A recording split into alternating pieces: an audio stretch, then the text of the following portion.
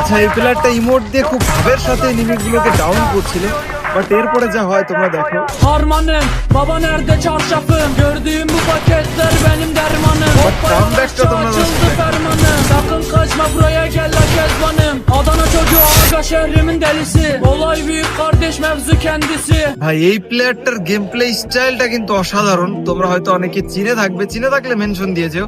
তবে এই প্লেয়ারটা কিন্তু অনেক বড় বড়, যেমন B2K এছাড়া অনেক বড় বড় প্লেয়ারদের সাথে গেম প্লে করছে। এর গেম প্লে আসলে অসাধারণ।